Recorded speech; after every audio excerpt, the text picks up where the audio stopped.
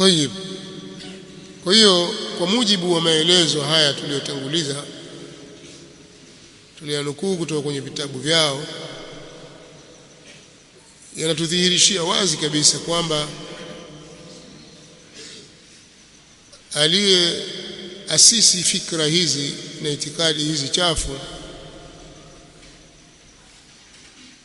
ni mtu dakhil au madsus, mtu aliyepandikizwa aliyechomekwa katika Uislamu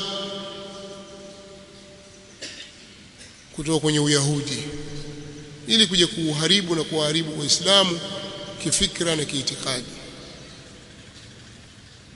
Na likapatikana kundi la watu waliobeba itikadi zake na kuziamini. Suali, je, kundi hilo ni ahli sunna? Aljawabu la. Je, kundi hilo ni Shia? Jawabu naam. Kwa nini? Kwa sababu haya mambo aliyokuwa akiyaleta yeye na kuyadai walioyabeba mpaka sasa na kwa wanayatangaza ni Ashia Ar-Rafidha, Ashia Al-Ithna Asharia na makundi mengine. Wakadai uimamu wa Ali bin Abi Talib kwamba yeye ndiye alikuwa stahiki kuwa mtawala na ndiye kiongozi, ndiye imam, na wengine wote waliomtangulia hawakuwa sawa, bali na wale waliokuja baada yake ambao si katika orodha na idadi ya maimamu waliochagua wao, wote hao ni makafiri. Sambamba na hilo wakawakufurisha khiyar hadhihi al-umma as-sabiqun al-awwalun min al-muhajirin wal-ansar, watu ambao Allah subhanahu wa ta'ala amewaridhia, wao wanawalaani. Kwa nini? Kwa sababu ya fikra hizi za huyo Myahudi. Bali suala la ghuluu na kuchupa mipaka katika kumsifu Ali radhiyallahu ta'ala anhu na kizazi chake ni wao ndio wanaolieneza jambo hili mpaka leo. Mwanzo wake umetoka wapi? Umetoka kwa mtu huyo, ghuluu. Sasa mimi nataka twende na hayo mambo matatu. Kwanza tutazame ghuluu, pia tutazame masala imama na suala la ta'ali ala sahaba, lakini sitaingia moja kwa moja katika haya mambo, tafasiri zake ni ndefu. Tagusia tu kuonyesha kwamba hawa watu wameathirika na fikra za huyo Myahudi, fikra na itikadi ambazo hazikuwepo katika Uislamu kabla ya hapo. Na suala la kuwa wao wameathirika na huyu Myahudi wanalizungumza wao wenyewe. Kwa mfano, katika athari alizoziacha ni kundi la watu wanaoitwa ghulat. Kuna watu wanaitwa ghulat. Mmoja katika wanawazuoni wao akiitwa Hashim Ma'ruf al-Hasani, katika kitabu chake maarufu kinachojulikana al-Mawdhu'at fi al-Athar wal Akhbar, ukurasa 148 mpaka 149, yeye amesema wa kana min akhtari ad-dukhala'i 'ala at-tashayyu' jama'atun tadhaharu bil wala'i li ahli al-bayt wandassu bayna ar-ruwat wa ashabi al-a'immati muddatan tawilan min az-zaman استطاعوا خلالها أن يتقربوا من الإمامين الباقر والصادق واطمأن إليهم جميع الرواة فوضعوا مجموعة كبيرة من الأحاديث ودسوها بين أحاديث الأئمة وفي أصول كتب الحديث كما تشير إلى ذلك الروايات. أنا نسمع تفسير yake, miongoni mwa hatari kubwa za watu waliojipenyeza kwenye ushia ni kundi la watu waliojidhihirisha kuwapenda ahlul bait. Walijipenyeza kati ya wapokezi na wanafunzi wa maimamu kwa muda mrefu, na kwa kipindi hicho waliweza kujikurubisha na maimamu wawili, walijiweka karibu na maimamu wawili. Al-Baqir, anamkusudia Muhammad bin Ali al-Baqiri, na As-Sadiq anamkusudia Jaafar bin Muhammad bin Ali جعفر الصادق بن محمد الباقر بن علي زين العابدين ابن الحسين الشهيد بن علي أبي الحسنين. kwa hiyo wakawa wamejika karibu na hawa watu wawili al-Baqir na as-Sadiq, waliaminika na wapokezi wote, wakatunga sehemu kubwa ya hadithi na wakazipenyeza kwenye hadithi za maimamu na kwenye vitabu vya hadithi kama zinavyoashiria hilo baadhi ya riwaya. Kisha mshia huyo akasema tena kwenye kitabu chake hicho hicho ukurasa wa 253 anasema wa baada at-tatabbu'i fi al-ahadith al-muntashir fi majami' al-hadith كالكافي والوافي وغيرهما نجد أن الغلاة والحاقدين على الأئمة الهداة لم يتركوا بابا من الأبواب إلا ودخلوا منه الإفساد أحاديث الأئمة والإساءة إلى سمعتهم، وبالتالي رجعوا إلى القرآن لينفثوا عن طريقه سمومهم ودسائسهم، لأنه الكلام الوحيد الذي يحتمل ما لا يحتمله غيره، ففسروا مئات الآيات بما يريدون وألصقوها بالأئمة الهداة زورا وتضليلا. ونكيري maneno ya hatari kabisa. Anasema na baada ya kuzifuatilia hadithi zilizosambaa kwenye vitabu vya hadithi kama al-Kafi, yani yale amekidurusu kitabu al-Kafi, pia vile vile kitabu al-Wafi na vinginevyo, tunakuta kwamba maghulat ni watu waliovuka mipaka. Maghulat na wenye chuki dhidi ya maimamu waongofu hawakuacha mlango wowote katika milango ya dini isipokuwa wameuingia ili kuziharibu hadithi za maimamu na kuchafua utajo wao, kisha wakairudia Qur'ani tukufu ili wapulize sumu zao humo kupitia njia hiyo. Wakaeleza walioeleza, kisha akasema kisha wakazibambikiza kwa maimamu, kwa sababu anasema wakatafsiri mamia ya aya za Qur'ani vile watakavyo, kisha wakazibambikiza kwa maimamu waongofu kwa kuzua na kutaka kupoteza watu. Mwisho wa kunukuu.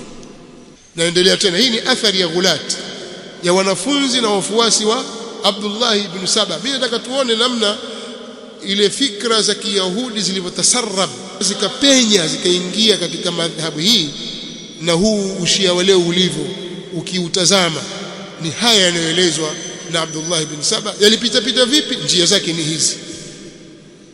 Kwa hiyo natoa maelezo haya kutoka kwenye vitabu vyao ili haya tuyafahamu sisi. Katika maelezo ambayo pia yako wazi, Mshia al-Ghuraifi anasema katika kitabu chake Qawaidu at-Tahdith kwenye ukurasa wa 135 anasema inna kathiran min al-ahadith lam tasdur 'an al-a'imma wa inma wada'aha rijalun kadhabun wa nasabuha ilayhim imma bid-dass fi kutubi ashabihim aw bighayrihi wa bit-tab'i لا بد وأن يكونوا قد وضعوا لها أو لأكثرها إسنادا صحيحا كي تقبل حسب ما فرضته عملية الدس والتدليس. Bwana anasema kwa hakika hadithi nyingi za Shia hazikutokana kwa maimamu kama qala al-Baqiri, qala Ja'far as-Sadiq, qala Abu Abdullah as-Sadiq. Hadithi nyingi hazikutokana kwa maimamu. Hawakusema maimamu. Zimetoka wapi? Anasema wameziweka watu waongo, wakazinasibisha kwa maimamu, wakawasingizia maimamu, ima kuzipenyeza katika vitabu vya wanafunzi wao au kwa njia nyingine, na bila shaka watakuwa wamezitungia sanadi sahihi hadithi zote hizo au nyingi zake ili zikubalike kwa namna ile ambayo imepelekea kazi yao hiyo ya kupenyeza na kughushi. Mwisho wa kunukuu. Muhammad Fadhlullah al-Husaini katika kitabu chake Majallatul Fikr al-Jadid, katika majalla hiyo makala ya Muhammad Husaini Fadhlullah ukurasa wa 8 anasema inna hunaka fawda ahatat bil ahadith al-warida an al-a'imma min wudda'i al-hadith alladhina kanu la yaktafuna bi naql al-ahadith al-mawdu'a bi shakl mubashir bal kanu yadussunaha fi kutub ashab al-a'immati al-mawthuqin كزرارة ومحمد بن مسلم وأمثالهما ليدخل الحديث الموضوع إلى الذهنية الإسلامية العامة من خلال هؤلاء الثقات alladhina la yadkhulu ar-raybu ila ma yanqulunahu 'an al-a'immati intilaqan min wathaqatihim.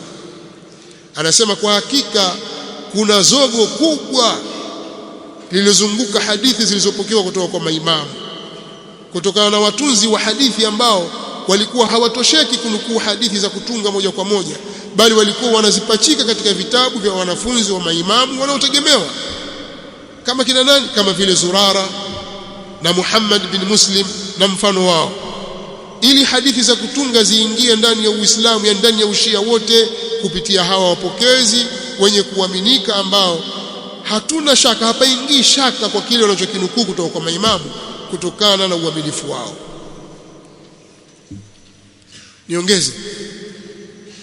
Naongeza nyingine. Muhammad Baqir al-Majlisi katika kitabu chake Biharul Anwar ameitaja kauli inayomtaja Al-Mughira bin Sa'id al-Bajali. Huyu mzandiki huyu Al-Mughira ibn Sa'id al-Bajali ni mmoja katika wale maghulati na wanafunzi wa Ibn Saba 15. Kuna wanafunzi 15, mmoja ni huyu anaitwa Al-Mughira ibn Sa'id al-Bajali.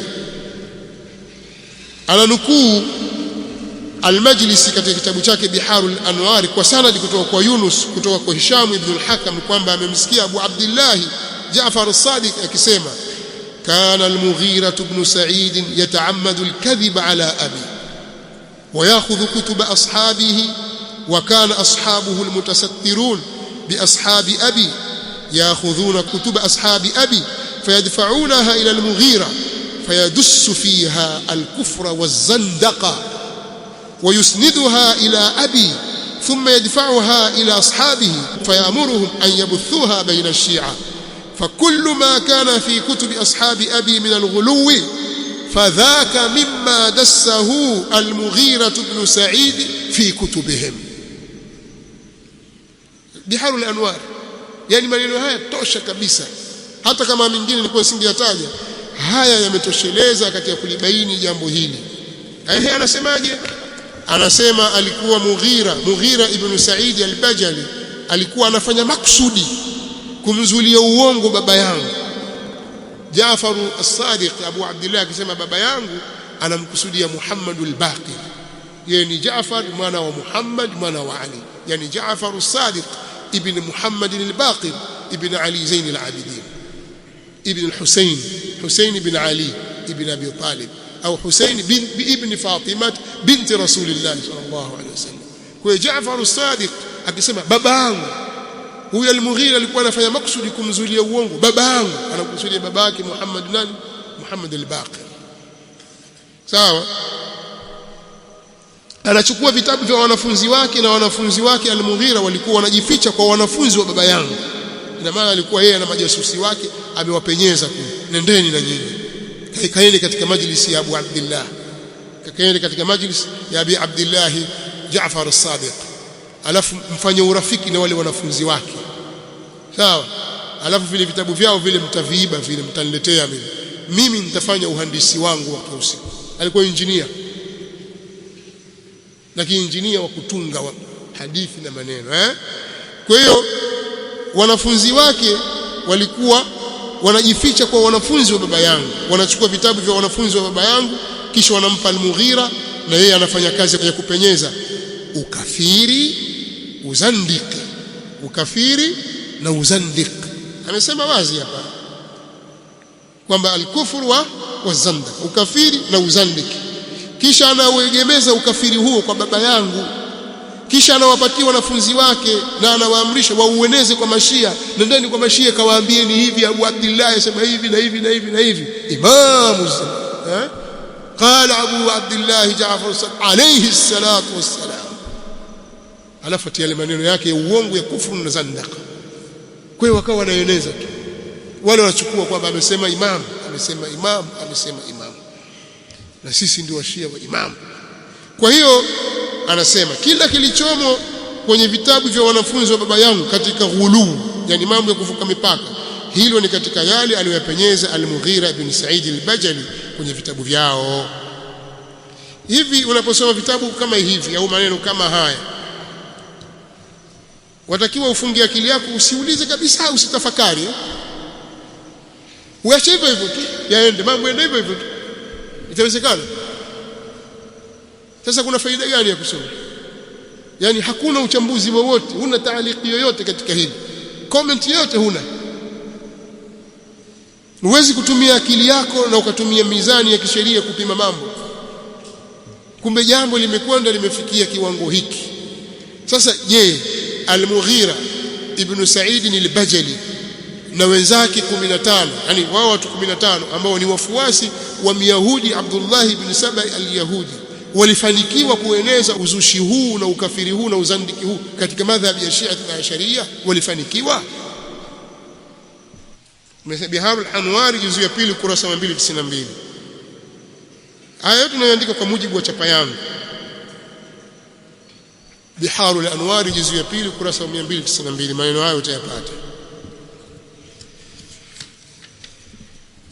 katika kueleza kwa haraka haraka. Katika wanafunzi na wafuasi walioathirika hasa na Abdullah ibn Saba al-Yahudi, alikuwepo mtu mmoja akiitwa Kinana ibn Bishr at-Tujibi, Umairi ibn al-Adhabi al-Burjumi, Rashid al-Hijri, Al-Mughira bin Sa'id al-Bajali, Jabir ibn al-Harith al-Ju'fi, Abu Nadhr Muhammad bin Sa'id al-Kalbi, Al-Ghafiq bin Harbi, عبد الرحمن بن عديس البلوي، سودان بن حمران المرادي، عبد الله بن زيد بن الورقة، عمرو بن حمق الخزاعي، حرقوس بن زهير، حكيم بن جبل، قتيرة السكوني na Ziyad bin al-Nadhiri al-Harith. Hawa ni wachache miongoni mwa wafuasi wa Ibn Saba al-Yahudi, na katika hawa hakuna sahaba hata mmoja. Wote hawa waliathirika na fikra hizo, lakini zaidi alikuwa ni huyu Al-Mughira ibn Sa'id al-Bajali.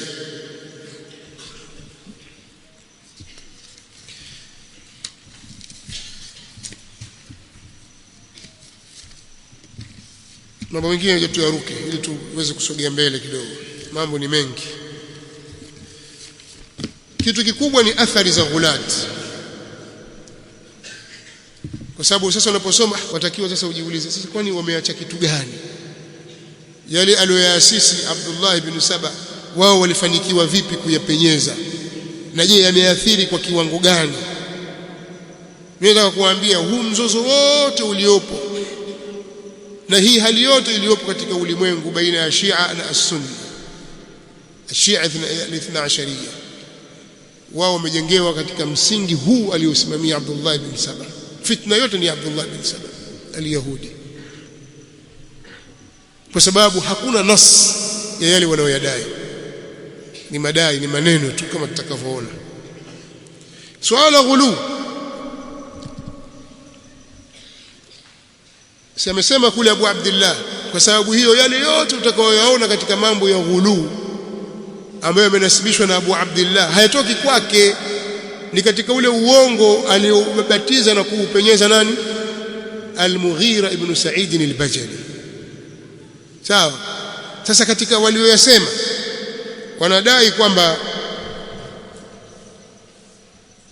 maimamu hawakuumbwa kutokana na manii, bali wameumbwa kutokana na nuru, na wao ndio chimbuko la ulimwengu. Kuna kijirisala kidogo sikuja nacho, mshia mambo leo, mshia wa kisasa akiitwa Ahmad Mustafa Yaqub Mkuwaiti, ameandika kijirisala kidogo chaitwa Qabasun min Nuri Ali Muhammad. Kitabu kidogo hivi, risala ndogo viweza kugawa bure tu, mimi nikakipata kile kitabu chaitwa Qabasun min Nuri Ali Muhammad. Wakati nilikuwa nikiufuatilia sana kila toleo lao walitoa, mimi nachukua. Ana vitabu vingi kaviandika, kufuru ya wazi kabisa. Sasa katika kile kitabu anasema, i'lam ayyadaka Allah anna awwala ma khalaqa Allah nura an-nabiy sallallahu alayhi wasallam wa minhu fataqa nura Ali alayhi salam wa min nuri Ali alayhi salam kana baqiyatul khalq wa'lam anna al-khalqa khuliqu min ajli Muhammadin wa ali Muhammadin salawatullahi wa salamu alayhim fahum aslul wujud. Hiyo jambo la kwanza. Asema jua, fahamu, Allah akupe nguvu, kitu cha mwanzo alichokiumba Allah ni nuru ya mtume Muhammad sallallahu alaihi wasallam, na kutokana na nuru hiyo akaibandua nuru ya Ali bin Abi Talib radhiyallahu alayhi salatu wassalam, na kutokana na nuru ya Ali alayhi salam Allah akaumba viumbe vilivyobakia. Kwa hiyo sisi sote tumeumbwa kutokana na nuru ya Ali bin Abi Talib. Fahamu kwamba viumbe wote wameumbwa kwa ajili ya Muhammad na familia ya Muhammad, na wao ndio chimbuko la ulimwengu. Kisha akasema wayajibu an ya'lama al-qari'u anna ahla al-bayt salawatullahi wa salamuhu alayhim alladhina adhhaba Allahu anhum ar-rijsa wa tahharahum tathhira lam yukhlaqu min ma'in mahinin kal-bashar bal hum anwarun intaqalat min al-aslab ash-shamikha ila al-arham al-mutahhara. Anaendelea Ahmad Mustafa Yaqub kwamba ni wajibu kwa msomaji kufahamu kuwa ahlul baiti alayhimus salam ambao Allah amewaondolea uchafu na akawataharisha hawakuumbwa kutokana na manii, maji yaliyodhalili kama watu wengine. Wao ni nuru iliyohama kutoka kwenye migongo mitukufu kwenda kwenye mafuko ya uzazi yaliyotaharishwa. Hiyo ya kwanza. Pili, wanasema maimamu wao wanajua ghaibu. Mshia Sultan al-Wa'idhin ameyasema hayo, na katika aliyosema pia akayanasibisha maneno haya na Mshia Muhammad Yaqub al-Kulaini katika Usul al-Kafi. Haya maneno yapo kwenye kitabu al-Hujja juzu ya kwanza ukurasa 135, na kwenye Biharul Anwar juzu ya 27 ukurasa wa 83. Anasema babun anna al-a'immata alayhimus salam ya'lamuna mata yamutun wa annahum la yamutuna illa bi ikhtiyarin minhum. Huu ni mlango unaozungumzia kwamba maimamu alayhimus salam wanajua watakufa lini, na wao hawafi isipokuwa kwa hiari zao. Malakul mauti akija, wafuata nini? Anakuja kuchukua roho. Subiri kwanza, nitakwambia uje. Nitakwambia uje lini? Bado kwanza. Basi sawa achukua. Lakini mpaka akubali mwenye kwa hiari yake. Wala yamutuna illa biikhtiyarin minhu. Sawa. Bali wanaitakidi kwamba maimamu wao wana elimu ya kila jambo, hadi yale yaliyomo vifuani mwa wafuasi wao. Al-Majlisi katika Biharul Anwar juzu ya 26 ukurasa 583 anasema babu annahu la yuhjabu anhum shay'un min ahwali shi'atihim wama tahtaju ilayhi al-ummah min jami' al-ulum wa annahum ya'lamuna ma yusibuhum min al-balaya wa yasbiruna 'alayha walau da'u Allah fi daf'iha la ujibu wa annahum ya'lamuna ma fi ad-dama'ir wa 'ilm al-manaya wal-balaya wa fasl al-khitab wal-mawalid. Asema huu ni mlango katika Biharul Anwari, Biharul Anwari juzu 26 ukurasa wa 583. Anasema huu ni mlango unaozungumzia kwamba maimamu hawazuiliwi kujua kitu chochote katika hali za Shia wao. Wakitaka kujua kitu chochote, nataka kujua fulani ikoje, basi atajua chochote atakujua kuhusu mtu huyo, na yote wanayohitajia umma katika elimu zote, na wanayajua matatizo yanayowasibu na wanayavumilia. Na lau kama watamuomba Allah awaondoshee mitihani hiyo na matatizo hayo, wangekubaliwa. Wao wanayajua mpaka yaliomo kwenye nyoyo za watu. Si Allah, inna Allah alimun bidhati sudur, basi na wao pia hivyo hivyo wanajua yaliomo ndani ya nyoyo. Ukija tu wewe moyo wako ukoje? Sawa? Nini hiyo? Hiyo ni ghuluu. Hiyo ni ghuluu, kuvuka mipaka huko.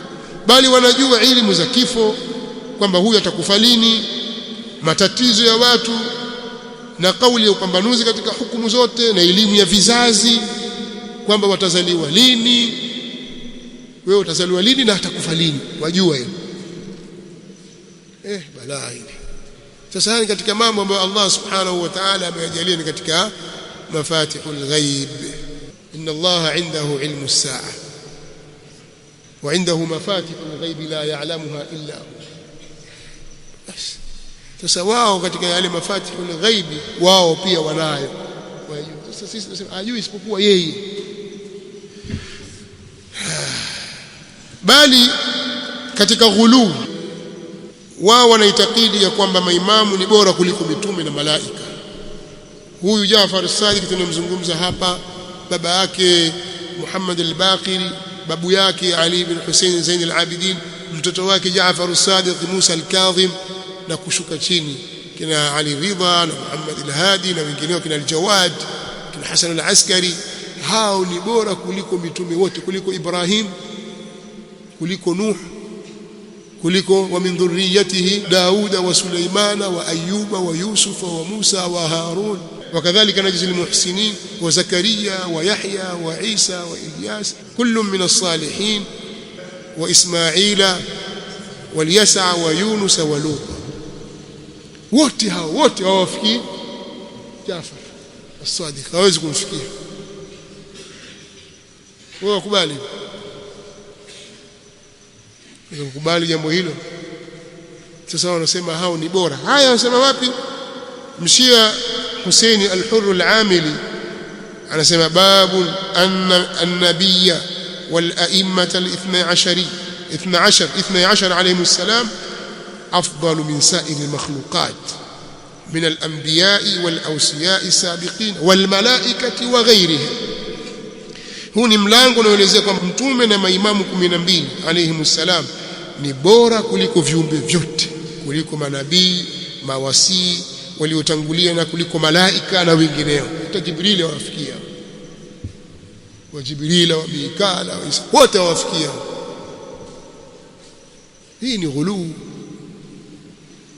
Vipi utamfadhilisha mtu katika wafuasi wa Mtume Muhammad sallallahu alaihi wasallam, utamfanya bora juu ya Ibrahim Khalilur Rahman? wattakhadha Allahu Ibrahima khalila واذكر في الكتاب إسماعيل إنه كان صادق الوعد. vipi wewe unaweza kumfadhilisha mtu mwingine juu ya watu hao? Kwa hiyo wamepea katika ghuluu. Al-Hurr al-Amili katika kitabu chake kinachoitwa Al-Fusul al-Muhimma fi Usul al-A'imma, ukurasa wa 151, الفصول المهمة في أصول الأئمة.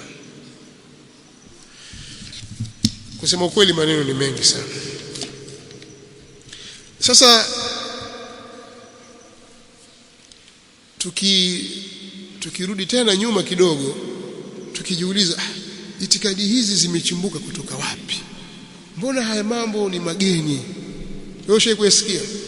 Haya ni mageni, hutayaona kwenye Qur'ani wala katika Sunna. Yametokea wapi? Chimbuko lake ni wapi? Nani kayaleta? Wakati nikiperuzi baadhi ya vitabu vyao, kuna kitabu kinachoitwa Man la yahdhuruhu al-faqih, katika vile vitabu vyao vikubwa vinne vya kutegemewa. Hichi kitabu kimeandikwa na mtu mmoja akiitwa Abu Jaafar as-Saduq Muhammad ibn Babawayh al-Qummi. Muhammad ibn Babawayh al-Qummi as-Saduq, katika kitabu chake Man la yahdhuruhu al-faqih. Huyu amefariki mwaka 381 Hijiria. Katika juzuu ya kwanza ukurasa wa 234, huyu bwana akatoa jibu zuri sana kuhusu mambo yote haya, hizi vurugu.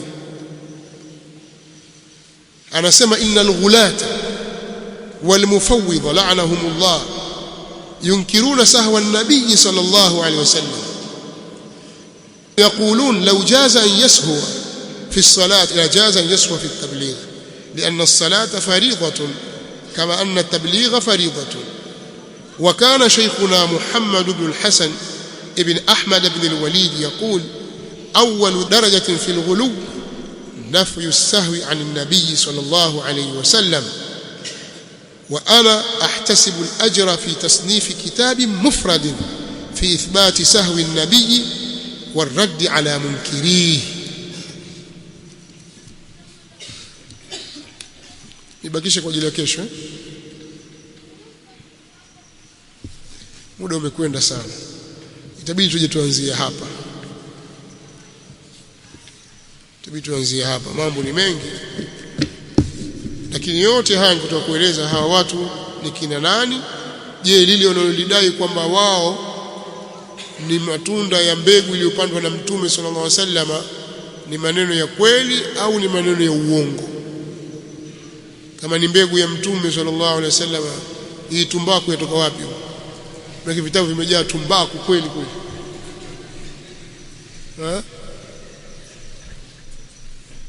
Hii mbegu gani hii? Iko mahali likotoka. Kwenda kuyatazama baadhi ya mambo kwa je, haya ni ya Mtume sallallahu alaihi wasallam na wao wasemaje? Kwa sababu wakati mwingine walijisahau wasema ukweli. Leo kuna mtu mmoja katika mashia akiitwa Kamalul Haidari, mshia mmoja anaitwa Kamalul Haidari, anawafedhesha kweli kweli. Ni mshia mwenzao anajilemba kubwa hivi akitoka sema ndio watu wengi hawajui Kiarabu, lakini kumsikiza Kamalul Haidari anawafedhesha kweli kweli. Ni waongo, angalia kwenye ataja vitabu bwana. Soma vitabu, soma hapa. Angalia hapa amesema. Hakuna kitu hicho. Shia Kamalul Haidari. Shia mwenzao. Ni mwana wa chuoni kwao. Kwa hiyo kuna tanakudhi kubwa. Ukija ukiangalia suala la baada ya maimamu kuondoka, imamu ni nani? Wao wenyewe mgongano kwa sababu ni jambo halina kipimo wala halina nas. Baada ya Jaafar as-Sadiq mapote chungu nzima yalizuka. Je, baada ya Jaafar imamu ni nani? Ni mtoto wake Ismail au ni mtoto wake Musa al-Kadhim au ni nani? Ilikuwaje? Mizozo makundi mengi. Na makundi mengine mpaka leo yapo wameng'ania msimamo. Baada ya kuondoka imamu wa 11 huku nyuma hakuacha mtoto. Je, imamu huwa al-Hasan al-Askari imamu ni nani? Makundi karibu 11 si 12 yametokea, kila mmoja anasema laki, kwa sababu hakuna mizani ya kuongoza sawa sawa. Na yote ni kwa sababu ile mbegu chafu iliyopandwa na Myahudi Abdullah ibn Saba itaendelea kuwatesa mbegu hii. Huwezi kuzua uongo katika dini ya Allah subhanahu wa ta'ala alafu ukabaki salama, au kawatukana watu wema katika masahaba wa Mtume sallallahu alaihi wasallam walionusuru dini hii alafu ukabaki salama katika jambo lako. Haiwezekani. Wala tahsabanna Allah ghafilan amma ya'malu adh-dhalimun. Wallahu ta'ala a'la wa a'lam. Subhanakallahumma wa bihamdik wa ashhadu an la ilaha illa anta astaghfiruka wa atubu ilayk.